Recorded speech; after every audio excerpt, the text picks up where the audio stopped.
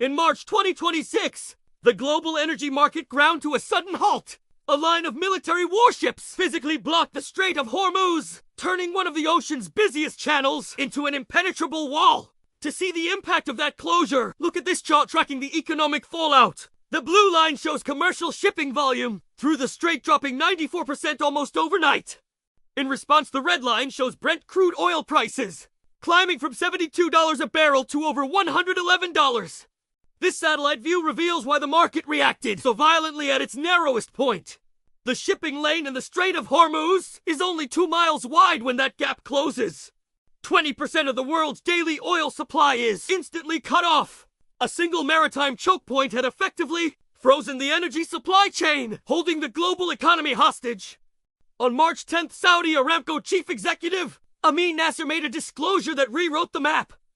Saudi Arabia would abandon the Hormuz route entirely. To keep their exports moving, they executed a total logistical reversal.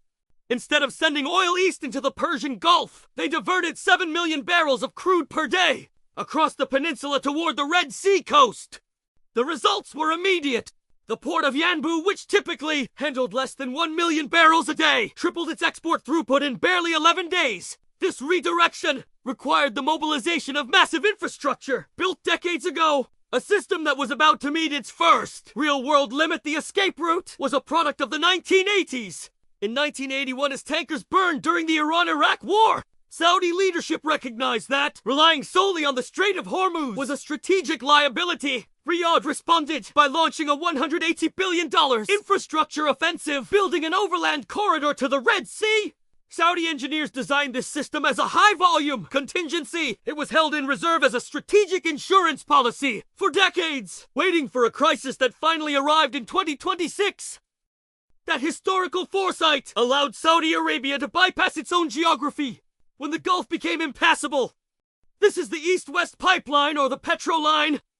It stretches 1,200 kilometers across the desert, connecting the eastern oil fields to the western coast. The system uses to parallel steel arteries, a 48-inch and a larger 56-inch line. Together, they move enough crude to supply entire nations.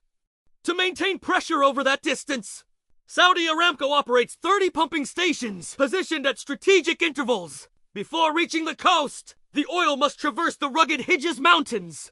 This requires pushing millions of barrels of heavy, liquid crude up to a staggering elevation of over 1,000 meters.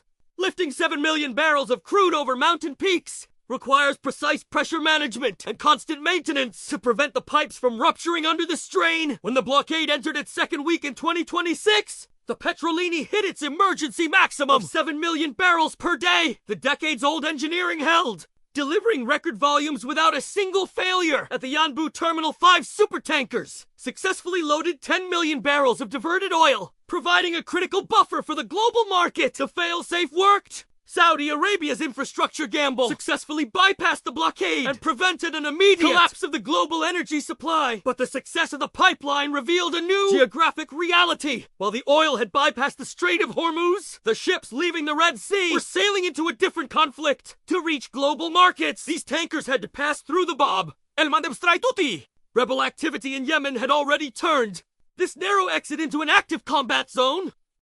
Complications mounted immediately as ballistic missiles targeted shipping lanes and drone strikes hit work around ports as far away as southern Oman.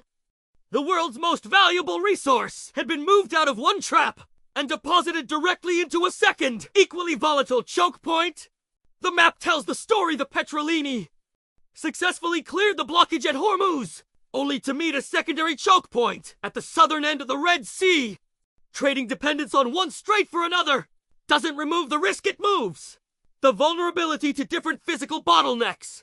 Moving oil out of this new environment now requires constant military protection, with naval coalitions guarding tankers as they move through the narrow channel.